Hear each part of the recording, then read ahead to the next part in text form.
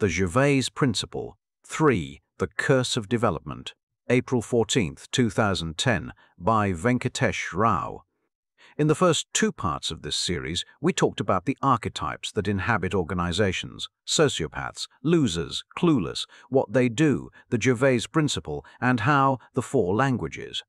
In this part, we'll use a somewhat unorthodox take on the idea of arrested development to explain why the three groups behave as they do, and use that to predict the outcomes of individual interpersonal interactions.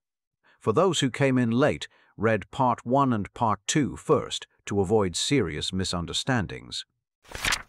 The basic prediction problem. Along every learning curve, between the early instant gratification which I've been hawking so far and useful mastery, there is a long, hard slog, what Seth Godin calls the dip. For the Gervais Principle series, we are now embarking on that slog, and it will take us a couple of longish parts to get through. You've been warned. If you want to quit, now would be the time. Let's start with an example that illustrates why prediction is a non-trivial matter. When Angela gets engaged to Andy, Dwight, who is still not over her, is stunned. He is hurting badly, but lacks the self-awareness to process his feelings and the empathy to understand Angela's. Phyllis, who possesses both greater self-awareness and greater empathy, tries to help. Dwight, why is she marrying Andy? Phyllis, Angela's not really a risk-taker, and Andy's not really a risk. Dwight, looking condescendingly at Phyllis's lunch. That's really fattening. Phyllis, recoiling in shock, it's lettuce. What exactly is happening here? Why the ingratitude on Dwight's part? What does lettuce have to do with it? And how did the more evolved Phyllis lose the bout? How did an apparently win-win interaction change without warning into a win-lose interaction? This is not a random outcome. Dwight can systematically prevail over Phyllis precisely because he is less developed than her. 4 major factors drive the outcomes of such interactions. They are situational randomness, luck, situational information distribution, who knows what and when, interaction history, which can be boiled down to interpersonal psychological debt and relative status at the start of an interaction, and relative levels of psychological development. In this post, we'll only look at the dynamics of the last variable, which hides the most subtleties. The curse of development. We can state the root cause of the Dwight-Phyllis dynamic as follows. The depth of any transaction is limited by the depth of the shallower party. A trivial example: if you speak English and French and your friend only speaks English, you will be forced to converse in English. Psychological development is more complex and continuous than the acquisition of multiple discrete languages, but the same principle applies. So this isn't a particularly subtle point, but it has complicated implications. This one in particular. If the situational developmental gap between two people is sufficiently small, the more evolved person will systematically lose more often than he/she wins. This is the curse of development. Here's a picture. When you develop psychologically and leave somebody behind, your odds of winning get worse before they get better. Image. The image is a graph showing the relationship between developmental advantage and odds of winning. It illustrates a dip labeled curse of development, where individuals with a small developmental advantage temporarily have lower odds of success before improvement occurs. If you have ever been manipulated by a baby, you've been on the receiving end. If you've ever poked fun at a French-quoting pedant by striking a mock professorial pose and spouting some pseudo-French, le bleu blah, you've dished it out. Manipulation by pets is perhaps the most powerful illustration, since your most powerful weapon, human language, is useless. Caesar Dog Whisperer. Milan's techniques are the only defense. They don't work as well on cats. The South Park episode Tist, where he teaches Cartman's mom to use dog obedience techniques to control Cartman after various nanny reality shows fail, is a must-watch. To explain and explore the curse of development, we need to wade through some theory before we can get back to entertaining examples from the office. Arrested development and well-adjustedness. The term arrested development is now deprecated by professional psychologists and has been replaced by developmentally disabled. This is good news for us pop psychologists hawking crude oversimplifications about functional adults, since we can safely steal the term. I assume you are not retarded enough to read this as a theory of clinical developmental disablement. At the level of abstraction that we are concerned with, all theories of developmental psychology, Freud's, Piaget's, Erikson's, Maslow's, say roughly the same thing about arrested development. You are born clueless and clue up in fits and starts. Bits of you get stuck and left behind at different points, and eventually you exhaust your capacity for real change and stall, though you may retain an illusion that you are on a path of lifelong growth and learning, itself a pattern of arrested development. That trail of developmental debris and eventual exhausted stalling is your particular pattern of arrested development. Social expectations are unforgiving, though. If you are above the low threshold for normal, you are forced through all the early stages of development, regardless of how well you cope, until some arbitrary point where your particular society labels you well-adjusted adult, usually between the ages of 18-21, and leaves you to your own devices. Well-adjustedness is a measure of the degree to which your worldview is socially acceptable and appropriate in a given environment. Since a messed-up personality can be well-adjusted with respect to a messed-up environment, well-adjustedness has very little to do with sanity and actual mental health. The mental health industry is designed to manufacture well-adjustedness, not cure arrested development. This is partly because lack of well-adjustedness is easier to detect, measure, and fix. But that is a minor reason. The major reason is that well-adjustedness is a definable and economically useful commodity that is relatively cheap to manufacture. The fix for arrested development is none of those things. Environments and worldviews really come down to a series of situations and situational reactions. If your situational reactions are generally appropriate but against your best interests, you are a well-adjusted loser. If they are both appropriate and in your best interests, you are a sociopath. If your reactions are inappropriate, whether or not they are in your best interests, sometimes they are, you are clueless. William White described well-adjustedness in rich detail a half-century ago. Dan McAdams's excellent book on narrative psychology, The Redemptive Self, provides a detailed modern critique of well-adjustedness, though he does not call it that, preferring Erikson's term generative adulthood. What about true development and the notion of self-actualization and development free of arrestedness? We'll get there later when we get to Toby. The news isn't good, I'm afraid. The 3 laws of arrested development. So far, this is trivial stuff, widely understood, and offers nobody any advantage. Here is the non-trivial stuff, compressed into 3 handy laws. 1. Your development is arrested by your strengths, not your weaknesses. 2. Arrested development behavior is caused by a strength-based addiction. 3.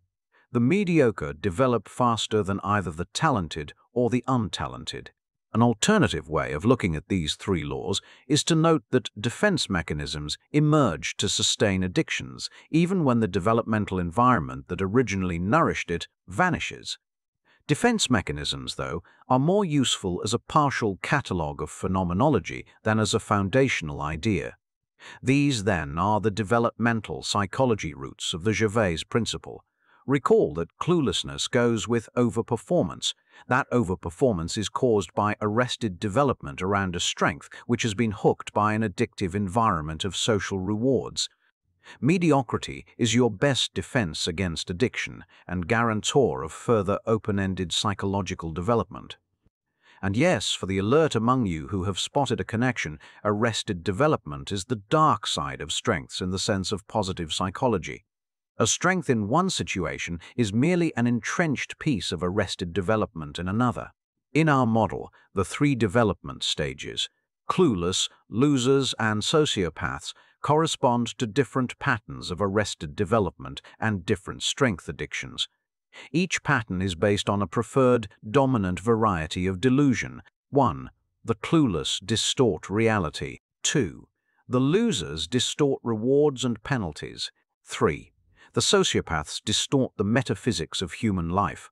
You really thought the sociopaths were going to get a free ride to redemption? They may be realists, but we'll see how they, too, are eventually forced to suffer consequences of their delusions. The curse revisited, the lettuce explained. We can now explain why you are likely to lose in the curse of development zone. Broadly, 3 forces are at work, and the Dwight Phillis example showcases all of them. 1. The less developed person does not know what he/she does not know, and is typically attempting to operate from their regressed comfort zone of strength, which to you represents a zone of unrewarding mediocrity that you are attempting to leave/have left behind. This lends your opponent confidence. 2. Your own knowledge is fresh, unstable, and not yet ingrained as second nature. You are acutely aware of and anxious about your beginner status in your new level. This makes you lack confidence. 3. To win through persuasion, you must teach a superior-inferior transaction without first reversing the default unfavorable status relationship. You, not confident, low status, he/she, confident, high status. The Dunning-Kruger effect, which I've written about before, explains some, but not all of these dynamics. The fundamental role of status is better understood through improv theater rather than psychology.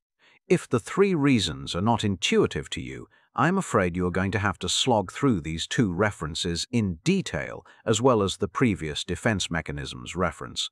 I did warn you we were embarking on a slog. Here is a trick to help you remember all this. It is always hard for a student to teach a teacher, even if the student is studying a subject that is more advanced than the one the teacher teaches. The content doesn't matter.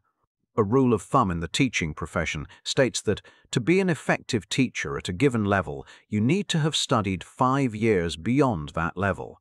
This has nothing to do with subject matter expertise and everything to do with trying to exit the curse of development zone. In the Dwight Phillis case, Dwight held back just long enough to get value from the transaction before reasserting the natural status relationship. Since he could not reassert it at the level of the actual interaction, he pushed the first button at his own level that he could recognize. Healthy living is a domain of strength for him and mediocrity for Phillis, who is obese and self-conscious about it, so he pushed the unhealthy button. It didn't matter that Phillis was eating lettuce, the accusation still put her in her proper place. Dwight averted the threat to the favorable status quo. But we are getting a little ahead of ourselves. The Phillis-Dwight episode is a loser, clueless interaction, and we don't yet have all the tools to analyze those. Let's deal with just the clueless. Reality, distortion by the clueless. Let's start with the reality distortions of Michael, Dwight, and Andy. The world is a dangerous, messy place. Yet infants survive. Their early environment is an abnormally nurturing one. So the first early theories of the world children are tempted to form are based on the assumption that the world exists to provide for them. Starting with the unconditionally nurturing environment of really early infancy, which, in the language of Thomas Harris's Why Am Okay, You're Okay is the unconditional I am, okay the clueless, in the office represent 3 sublevels of reality. Distorting clueless delusions. I am okay if mommy applauds my performance, early childhood, Michael. I am okay if I earn badges from teachers, pre-adolescence, Dwight. I am okay if I can sit with the cool kids, adolescence, Andy.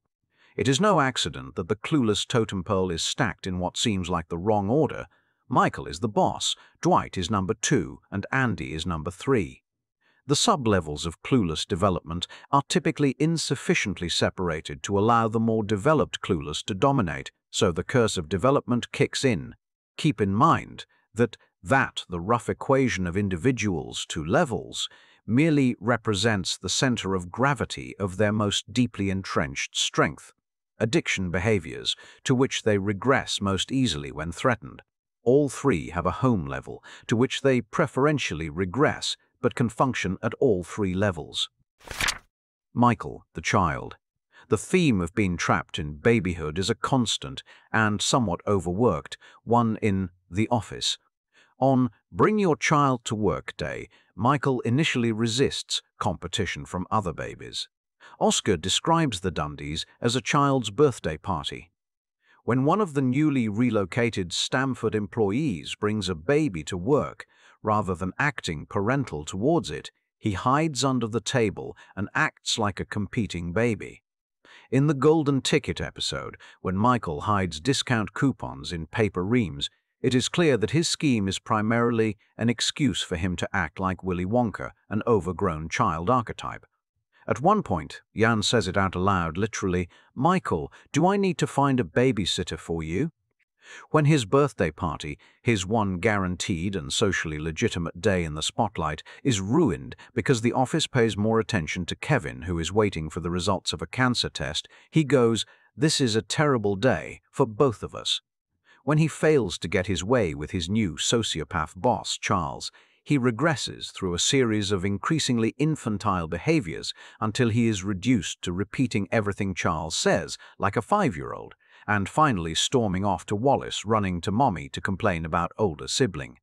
When Wallace placates him with baby talk that is a little too obvious and lazy, it is too much even for him, and he quits with a theatrical, "You have no idea how high I can fly," parting line. Little children in normal environments win their first victories through creative performance, reciting nursery rhymes, drawing pictures, and demonstrating creative play behaviors. If they succeed too much, they get addicted to the typical adult reaction, "Wow, aren't you cute/clever?" and, to a lesser extent, to admiration from younger siblings. In learning to thrive in this particular reward/penalty environment, little children rely mostly on responding to the emotional content of what they hear and see, since they do not understand much. With a few evolved defense mechanisms thrown in to protect against adult realities that don't conform to childhood environments, that's exactly what it feels like to be Michael.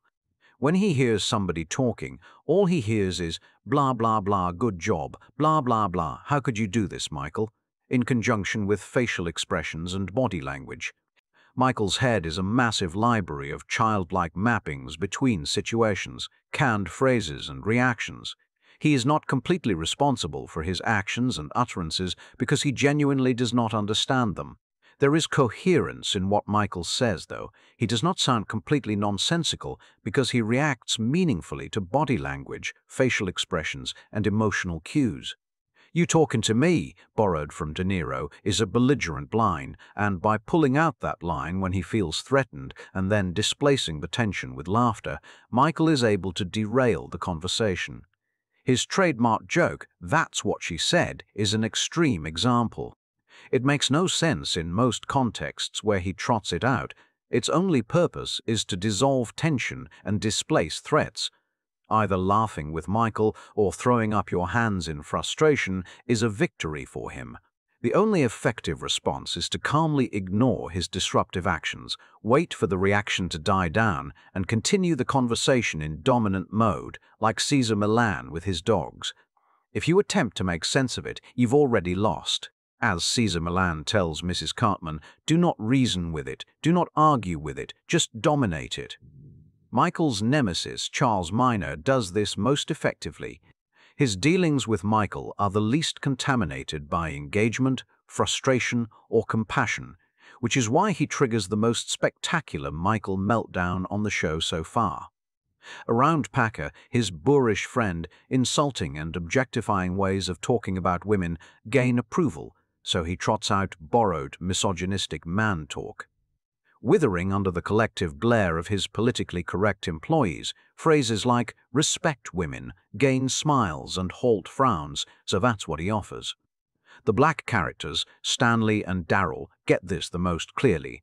With one exception, neither takes any offense at his repeated stereotyping and his unquestioned assumption that they know all about things like gangs and ghettos.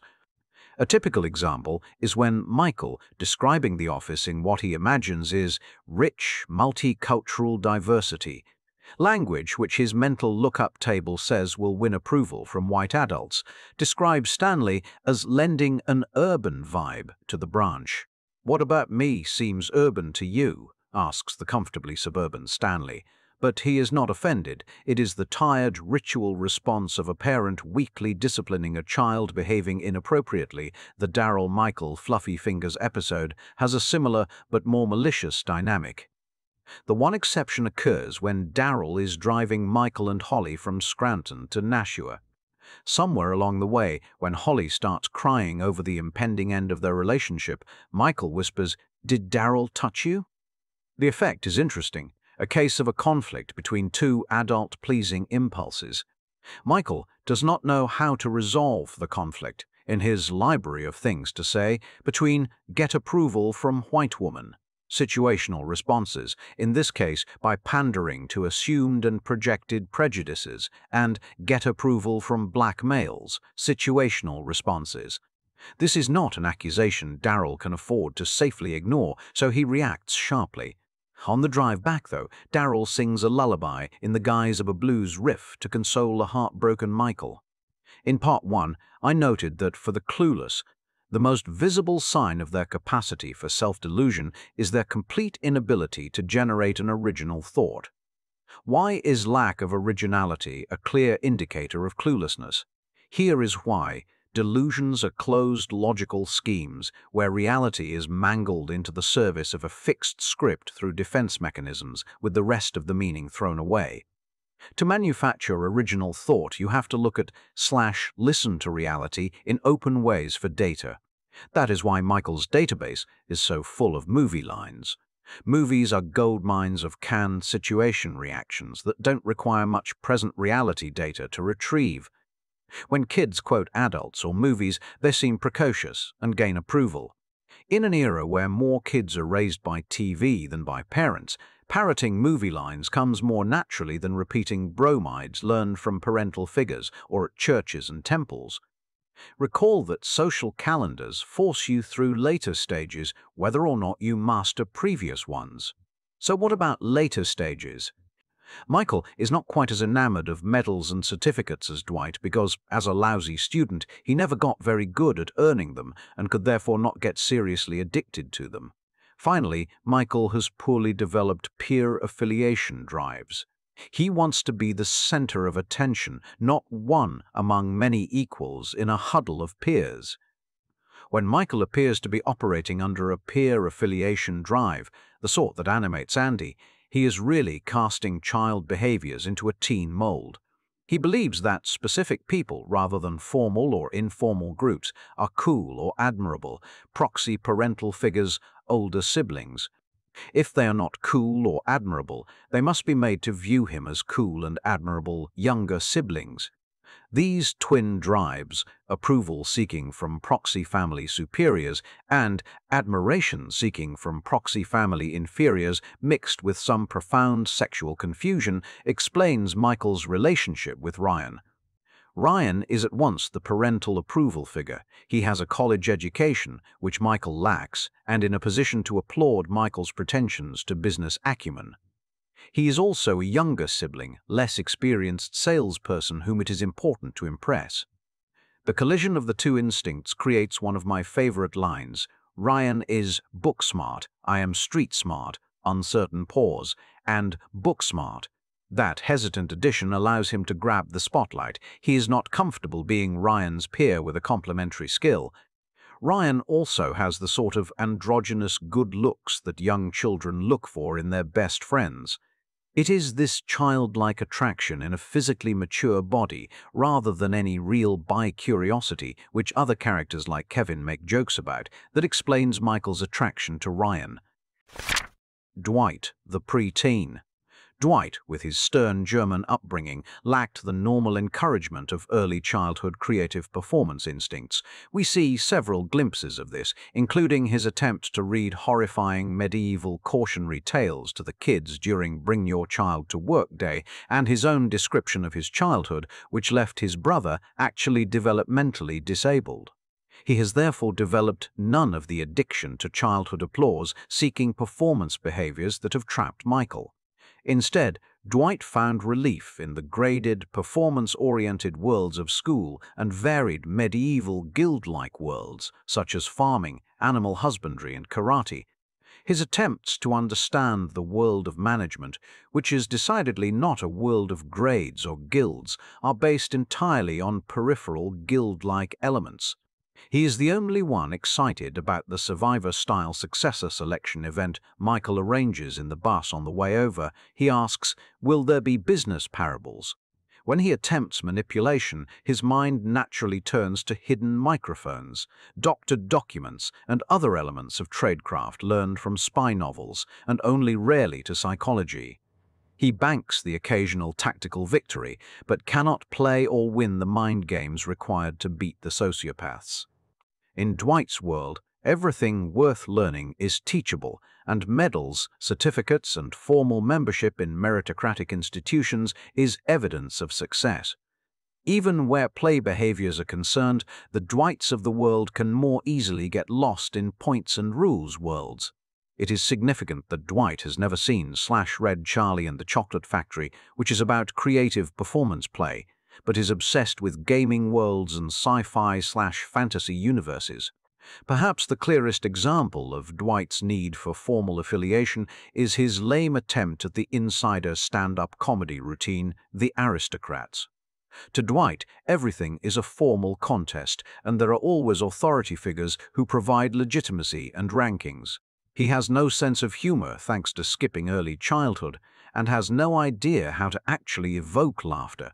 So he tries to ace the only formal membership test he can see, the ability to tell the aristocrat's joke. Michael, by contrast, can at least tell juvenile jokes, and Andy can manage some bad frat boy humor. Let's finish up the opening, lettuce. Example. The rest of that episode has Phyllis, she never learns, continuing to help, with Dwight ungratefully accepting the help. Eventually, though, nothing works. Phyllis, like any reality-anchored loser or sociopath, shrugs and tells him he needs to move on. Dwight fails to comprehend and impatiently dismisses the thought. Yes, I've moved on, what next? When he finally gets that Phyllis has no next to offer, he is livid. I thought you had some sort of big master plan. That is a significant line and sums up Dwight's entire personality. Andy. In adolescence, young adults who have successfully, through mediocrity, weaned themselves away from familial and classroom sources of addiction turn to their peers. Where Michael's desperate attempts at seeming cool are mostly masked and repackaged early childhood behaviors, Andy is genuinely the perennially uncool teenager angling for a seat at the cool kids' table. Unlike Michael, who can only handle individuals, and Dwight, who is addicted to formal organizational affiliations, Andy sees beyond individuals and Gesellschaft. He is ready to be properly socialized, but has no idea how to go about it. Gemeinschaft, the world of loser communities, glimmers invitingly just beyond his reach. Andy's situation is most clearly illustrated by his attempt to sidle into the Finer Things Club. It is noteworthy that none of the members, Pam, Oscar, and Toby, is particularly worthy of serious cultivation for any reason. It is the soft-edged plub, with its rituals of English tea sandwiches and book reading, that he aspires to. Michael would only want to belong if specific people from whom he sought proxy familial validation belonged. Dwight would only want to belong if it involved a hierarchy of skilled superiors and formal tests of prowess or craftsmanship. Jim is invited to join, but being on the cusp of sociopathy is unable to take it seriously. In adolescence, visible signs of acceptance aren't formal medals and honors, but things like being given nicknames by peers, being a wingman to alpha males, being appreciated for cool, extracurricular skills and the like. Andy has a whole list of nicknames, most of which he appears to have made up himself, and a distinctly uncool extracurricular skill, a cappella singing. Between the last adolescent stage of clueless delusions and the loser stage, there is a deep chasm. Andy stands at the edge, unable to jump. Andy cannot be fully understood in terms of the clueless spectrum alone, since he is in a can, look but can't touch relationship with the loser level. As we'll see in the next part, his bottled-up anger and other traits are due to this condition. Clueless. Clueless interactions. Let's finish with an example that illustrates the richness of the curse of development particularly well. Remember the Dwight applies to Cornell episode. Dwight correctly perceives Andy as a threat, and though he understands very little about Andy, he recognizes a big red push button, Andy's frantic attachment to his exclusive Cornell pedigree. The two-day bout begins when Dwight applies to Cornell, shows up for work in Cornell gear, and stocks his desk with Cornell souvenirs. Andy initially reacts with his trademark bottled-up frustration. Round 1 to Dwight and a perfect curse of development exploit. But then, Andy finds a way to fight back by getting himself appointed to interview Dwight. The interview begins with an open declaration by Andy that he intends to reject Dwight and ends in the sort of farce only the clueless can create. Andy, applicant, is attempting to blackmail interviewer, showing low moral character. Dwight, interviewer, is threatening applicant with an arbitrary review process. Andy, applicant, is wasting everyone's time with stupid and inane accusations. Dwight, interviewer, has suspect motives. Andy, applicant, has a head shaped like a trapezoid. The day, and round 2, ends in a stalemate. Though the opening move by Andy was good, Dwight does not question Andy's arrogation of interviewing rights. His mistake was in playing his hand openly. If he had maintained the fiction of fair due process, he could have used Dwight's need for formal affiliations to firmly establish his superiority. But it takes more of a developmental advantage to play a game at 2 levels. So Andy overplayed his hand and turned a win into a draw. Round 3, which plays out the following day, is the most revealing. Andy shows up for work dressed as a country bumpkin. His idea of a country bumpkin seems to be drawn from period Huckleberry Finn illustrations in a pathetic attempt to turn Dwight's round 1 tactic against him. The attempt fails miserably because the curse of development destroys the apparent symmetry and reversibility in the situation. Dwight's farming button works very differently from Andy's Cornell button. We'll see how the farming button actually works later. Note that neither Andy's nor Dwight's tactical choices were informed by this level of deliberate analysis. Dwight simply learned a basic trick, pushing the Cornell button in certain ways annoys Andy.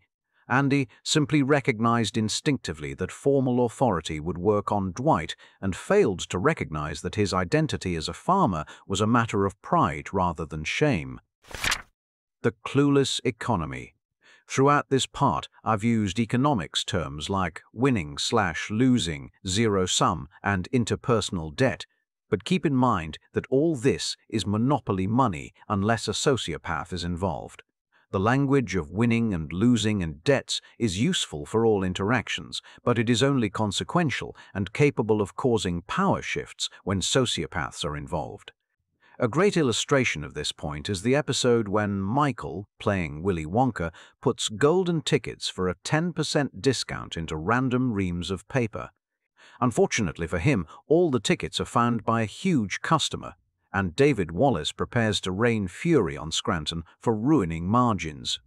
Michael convinces Dwight to take the fall, playing on his samurai-like sense of fealty. But then the situation reverses itself. The customer is so happy with the discount, they give Dunder Mifflin a huge additional order. David Wallace is happy again and prepared to believe that some marketing/sales genius was at work and reward it appropriately. When he comes down to Scranton, prepared to offer rewards, Michael clumsily attempts to take credit back from Dwight, who naturally resists. But the damage is done. The farce reveals to Wallace that the happy outcome was due to randomness rather than an inspired marketing/sales strategy. The line of real credit he is prepared to offer evaporates. He walks away with the proceeds from the lucky win. Did Michael win or Dwight? It does not matter. A similar currency trade plays out when David Wallace, intrigued by the good performance of the Scranton branch, attempts to pick Michael's brains for best practices in a conversation that starts out with him using power talk. After listening to several minutes of vacuous posture talk, Wallace realizes that there are no best practices to be mined and gently terminates the conversation in baby talk. In economic terms, Wallace tested a hypothesis that Michael possessed real table stakes and discovered that he had none. The point, the clueless economy, is fueled by a worthless currency, but this does not mean transactions do not occur. Nothing ever changes with the three stooges, Michael, Dwight, and Andy, beating each other up. There are wins and losses, but relative positions do not change. In the next part, we'll add another level of furious and meaningless economic activity, the world of game talk and inter- and intra-group dynamics. We'll also figure out how loser clueless baby talk works and explain once and for all why The Office makes the losers among you cringe. After that, we'll finally get to the secrets of sociopathy.